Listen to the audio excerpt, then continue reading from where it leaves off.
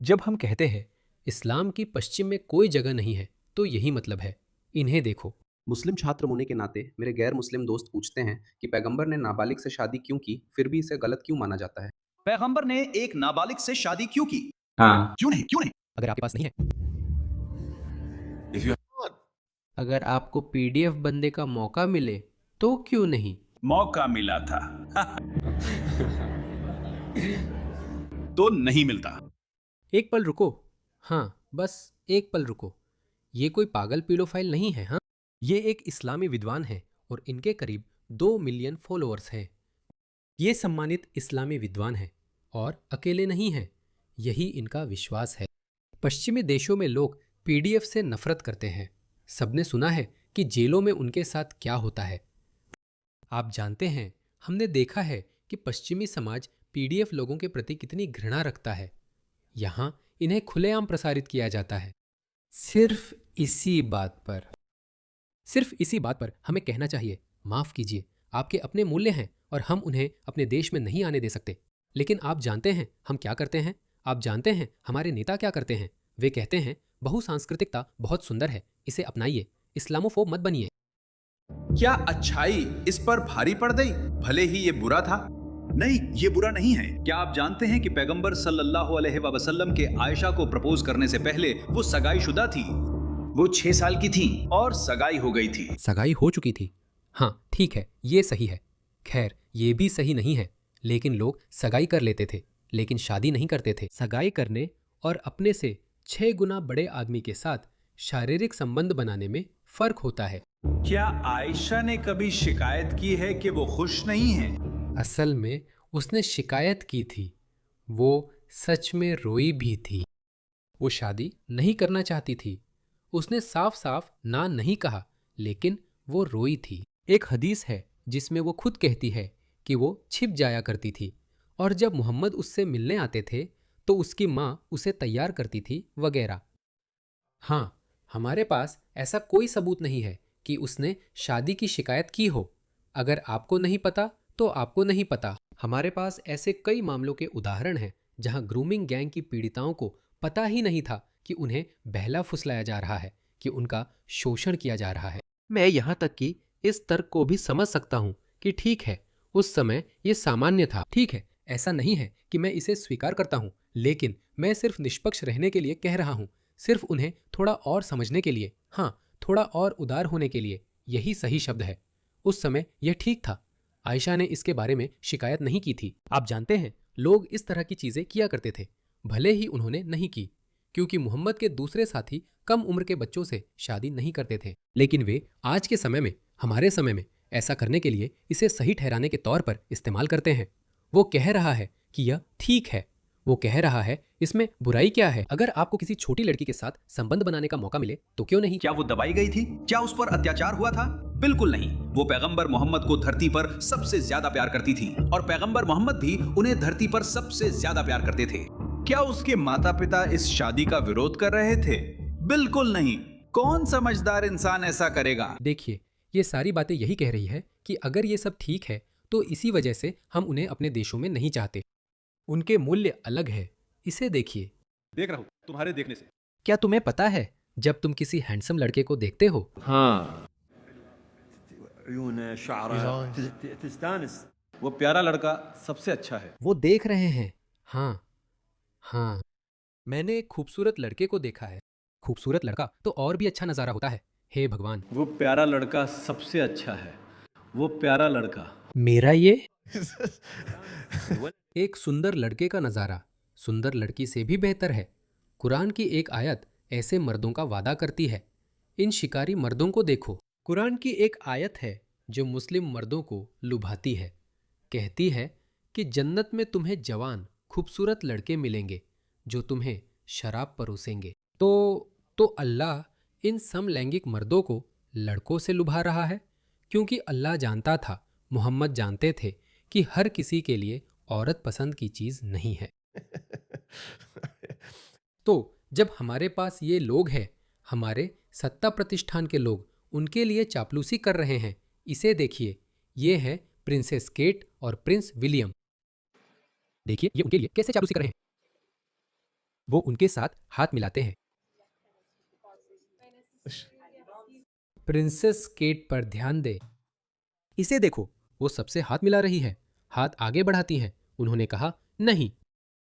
वो शर्मिंदा हो जाती है, वो अपना हाथ वापस खींच लेती है। देखो वो, नहीं, माफ कीजिए, ठीक है, कोई बात नहीं।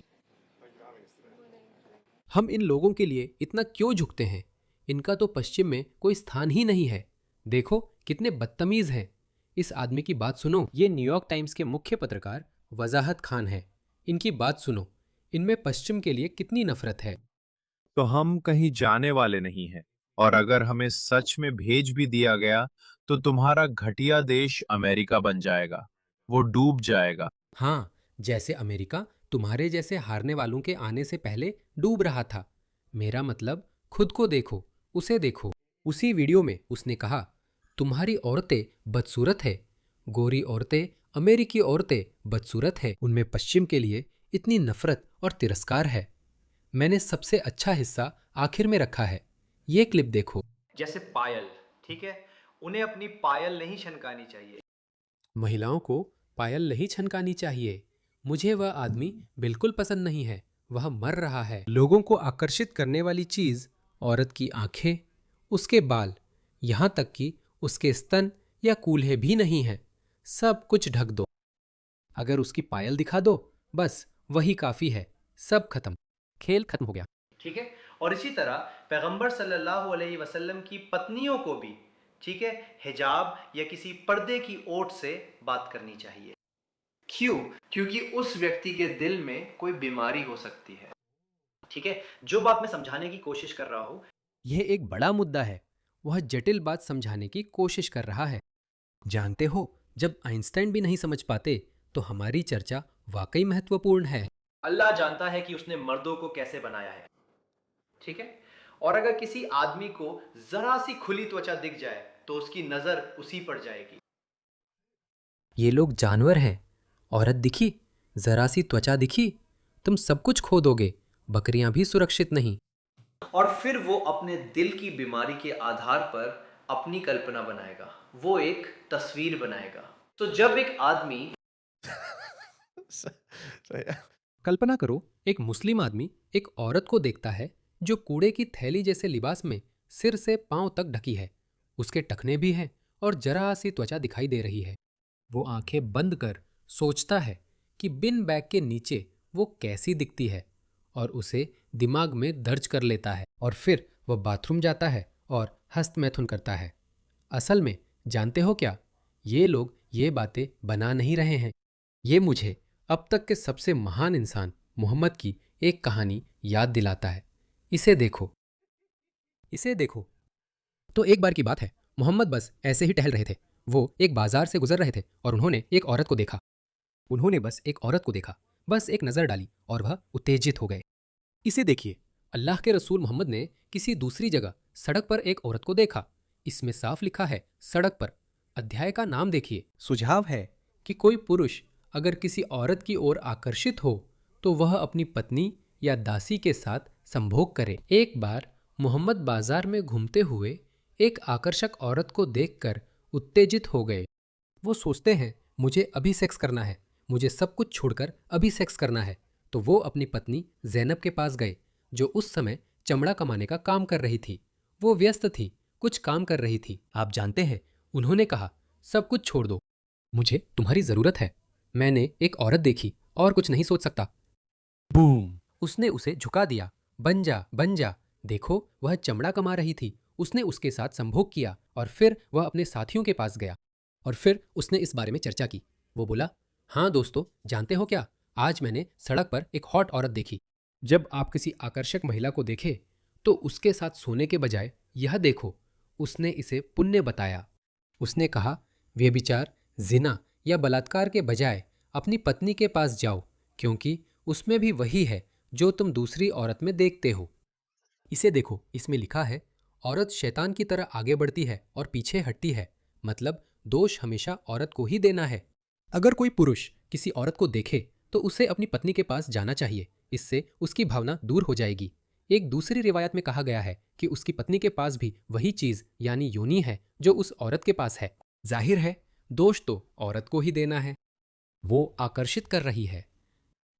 वो औरत को दोषी ठहराया जाता है क्योंकि, मैं फिर से कहता हूं, औरत को दोषी ठहराया जाता है क्योंकि वो हमेशा मर्द को लुभाती है। अब ये समझ में आता है। हाँ, अब जो भी वो कह रहा है वो समझ में आता है, क्योंकि अगर अगर आप एक औरत का थोड़ा सा भी हिस्सा देख ले, थोड़ा सा भी त्वचा दिख जाए, बस उसे पाना ही है, उसे पाना ही है। ये लोग ह्यू हेफनर को भी शर्मिंदा कर देंगे। और एक औरत को देखता है जिसने नकाब पहना है और मान लीजिए उसकी आंखों में मेकअप लगा हुआ है। यह भी बहुत ज्यादा है। उसकी आंखें दिख रही हैं। ठीक है, उसका नफ्स जाकर सबसे खूबसूरत तस्वीर बना लेता है, और हो सकता है उस नकाब के नीचे आंखों में मेकअप लगाए कोई मर्द हो। सही है, कोई हैरानी की बात नहीं है ना? लेकिन वो कोई मर्द भी हो सकता है। देखने वाला सोचता है सुभान अल्लाह, उसकी ख्वाहिशें जाग उठती हैं। क्या खूबसूरत औरत है, लेकिन उस नकाब के नीचे कोई मर्द भी हो सकता है, फर्क नहीं पड़ता। वो अपनी मानसिक छवि बना रहा है। वो सोच रहा है ये कमाल है, तो वो फॉलो कर रहा है, लाइक कर रहा है, ट्वीट कर रहा है और ये सब बकवास कर रहा है। ठीक है, ये उस समझदारी की वजह से नहीं है। अब सवाल है, एक औरत को अपनी तस्वीर ऑनलाइन डालने की जरूरत क्यों है? मैं साफ कहता हूं, अगर किसी औरत की ऑनलाइन तस्वीर है, चाहे नकाब में हो, तो उससे शादी नहीं करनी चाहिए, बस सीरी। क्योंकि ऑनलाइन फोटो डालने के लिए एक खास तरह की महिला चाहिए होती है। ऑनलाइन तस्वीर डालने के लिए खास तरह की औरत चाहिए। उसे दीन की दावत देने की जरूरत नहीं है। उसे, आप जानते हैं, इस दौर की अगली मुजद्दिद बनने की जरूरत नहीं है जो सुन्नत को फिर से जिंदा करेगी। उसे खुद को नकाब में दिखाने की भी जरूरत नहीं है। तो वो बुनियादी तौर पर इस औरत की भी निंदा कर रहा है। इस औरत को देखो, मुझे नहीं पता ये किसी को कुछ भी करने के लिए कैसे लुभाएगी। कोई मेरी मदद कर सकता है और मुझे इस देश से बाहर निकाल सकता है। जो लोग कहते हैं कि वे मुझे डिपोर्ट करवा देंगे, अब मैं सच में पूछ रही हूँ, क्या आप ऐसा कर सकते हैं? क्योंकि ये जगह जिस दिशा में बढ़ रही है, ये देश जिस दिशा में बढ़ रहा है, जिस तरह वे यूके आए और देश को बर्बाद किया, वैसा बना दिया जैसा यूके नहीं होना चाहिए था। अब वही लोग शिकायत कर रहे हैं कि देश बर्बाद हो गया है। भाई, ये तुमने ही किया। हम सब बर्बाद हैं। हमारे पास कोई समुदाय नहीं है, हमारे पास कोई एकता नहीं है, हमें किसी चीज की परवाह नहीं है। मैं सोचता हूँ ऐसा क्यों है, तो खैर वो आदमी भी उसकी निंदा कर रहा है। हे भगवान, ये क्या है? इसे देखो, इन्होंने देश को बर्बाद कर दिया। इसे देखो, ये है जो इन्होंने किया है, ये है जो इन्होंने यूके के साथ किया है। अब वे कह रहे हैं, हम आए, बर्बाद हुए और अब जा रहे हैं। कोई शर्म नहीं है दोस्तों, इनमें शर्म नहीं है, बाहर निकालो।